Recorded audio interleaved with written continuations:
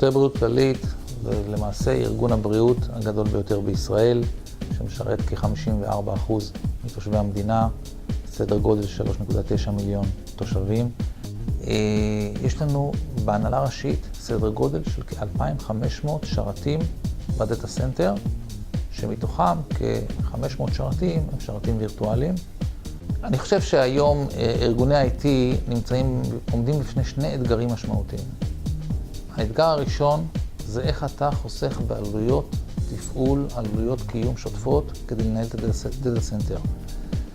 אתגר נוסף שיש ל-IT זה איך לקצר את ה-time to market מהרגע שלקוח ביקש דרישה חדשה, ביקש שירות חדש, ועד הרגע שהעמדת לו את השירות הזה.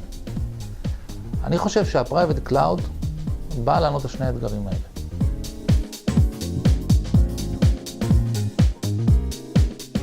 רפאל עוסקת במחקר ופיתוח של טכנולוגיות צבאיות, גם בייצור שלהם. רפאל מהווה בית מערכות למדינת ישראל, כמובן עוסקת במכירות גם לשווקי חו"ל. ברפאל מועסקים אלפי מהנדסים, חוקרים, שהייעוד שלהם זה למצוא פתרונות בעולם הטכנולוגיה הצבאית, שבסופו של דבר המטרה שלהם היא לשרת את מדינת ישראל. בתפיסה שלי בעצם Private Cloud זה איזשהו שלב באבולוציה של וירטואליזציה. אם עד לפני כמה שנים היינו צריכים להסביר מה זה וירטואליזציה, היום אנחנו כבר לא צריכים, אנחנו עובדים בצורה וירטואלית, עדיין הדברים אנחנו ממשיכים לאבד שליטה עליהם. זאת אומרת, יש הקלות הבלתי נסבלת של הקמת שרת וירטואלי קיימת, ואנחנו עושים את זה, אבל צריך משהו שינהל את כל האופרציה, שיהפוך אותה עוד יותר שקופה גם לאנשי ה-IT, כך שאת כל הנושא מאחורי הקלעים אפשר יהיה לנהל בצורה אוטומטית כמה שיותר, ולפנות את אנשי ה-IT לדברים החדשים או לדרישות החדשות שמגיעות. ג'וינט ישראל הוא ארגון יהודי-אמריקאי שמטרתו היא לפתח את השירותים החברתיים לאוכלוסיות מתקשות בארץ ובעולם.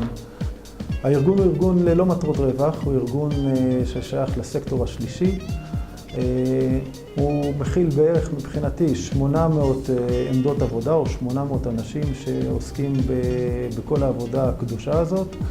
מה שאני יודע על ה-Private Cloud זה פחות מדיבורים ויותר ממעשים, ובעצם זה מתחיל מכניסת השרתים הווירטואליים לארגון.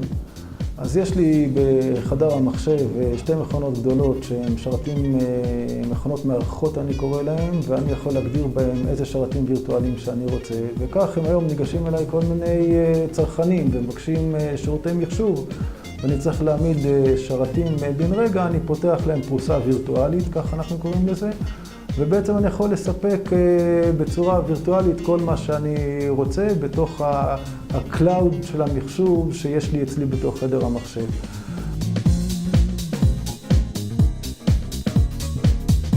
פניקס היא אחת מחמשת חברות הביטוח הגדולות בישראל. למעשה בוחרת מגוון רחב של מוצרי ביטוח, החל מהמוצרים הסטנדרטיים ועד מוצרים שהם מותאמים אישית למגזר או ללקוחות ספציפיים. Private Cloud הוא למעשה תפיסה חדשה בתחום ניהול ה-IT, ניהול משאבי ה-IT, שבאמצעותה בעצם ארגון ה-IT תופס את מה שהוא מספק כשירותים, הוא מגדיר למעשה איזשהו קטלוג שירותים, ומאפשר ללקוחות שלו לקבל את השירותים האלה בצורה עצמאית, ובסופו של דבר לספק שירות, כמו שאמרתי, טוב יותר ללקוחות שלו.